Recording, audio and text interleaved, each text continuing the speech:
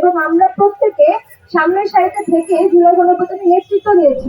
একজন পুরুষ একজন ছেলে ধর্ষণ শিকার হয়েছে এবং সে যখন মামলা করতে যায় তখন পুলিশ তার কেসটা নেয় না। এবং আমাদের এই মঞ্চ থেকে আমরা যখন আসলে এই 9 দফা দাবি উত্থাপন করি, এই 9 দফা দাবি আপনারা খেয়াল করে দেখবেন যে আমরা আসলে ধর্ষণের যে আইন রয়েছে বাংলাদেশে সেটা সংস্কার চাই।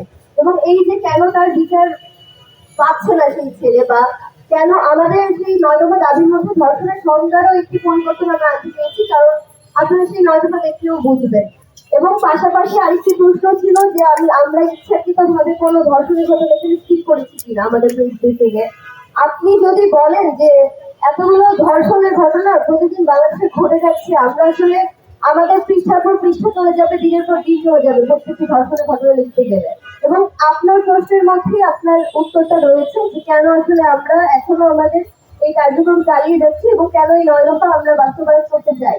যারা উপস্থিত আছি আমরা সকলে জুলাই গণঅভ্যুত্থানের পরিস্থিতি নিয়ে এবং আমরা প্রত্যেকে সামনের সারিতে থেকে জুলাই গণঅভ্যুত্থানের নেতৃত্ব দিয়েছি সেখানে।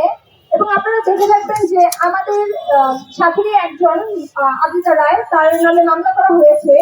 আপনারা জানেন সে আদিতা রায় এবং আমার একটা ছবি আল জাজিরাতে রিলিজ হয়েছিল গণঅভ্যুত্থানের সময়, যে আমরা 15ই জুলাই যখন ছাত্রলীগের ধাওয়া খেয়ে আমরা সেখানে একজন অসুস্থ মেয়েকে নিয়ে দৌড়াচ্ছিলাম, সেই ছবিটা আপনারা নিজেরাই দেখেছেন, অনেক মিডিয়া সেটা নিয়ে নিউজও করেছেন। তো সেই জায়গা থেকে আসলে যে আমাদেরকে ফেসিস্টের দোষণ ট্যাগ দেওয়া হচ্ছে, এটা আপনারা বুঝতে পারতেছেন যে কোনো একটা গোষ্ঠী তারা উদ্দেশ্য প্রণোদিত ভাবে এই কাজটা করতেছে।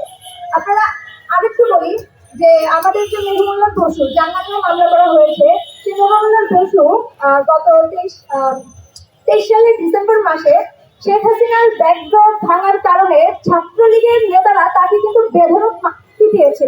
তো সেই জায়গা থেকে বলতে চাই, আমরা যদি ফেস্টিভ দোষর হইতাম তাহলে আসলে আমরা জুলাই আন্দোলনে অংশগ্রহণ করতাম না, আমরা ছাত্রলীগের হাতে মারি যেতাম না। তো এই যে যারা এই গোষ্ঠী যারা আমাদেরকে শাহবাগ ত্যাগ করতেছে বা আমাদেরকে একদিকে সরাই দেওয়ার চেষ্টা করতেছে, আমরা বলতে চাই যে আপনারা এই ট্যাগিং এর রাজনীতিটা বন্ধ করেন। আমরা এই ট্যাগিং এর রাজনীতি করতে দেখছি আমাদের আমাদের সরকারকে। সুতরাং এই ট্যাগিং এর রাজনীতি বন্ধ না করলে আমাদের যে জুলাই গণঅভ্যুত্থানের স্পিরিট সেটা খুব দ্রুত নষ্ট হয়ে যাবে।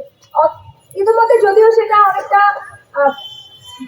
গণঅভ্যুত্থান নষ্ট হয়ে গেছে, তাও বলছি আপনারা এই ট্যাগিং এর রাজনীতিটা বন্ধ করেন।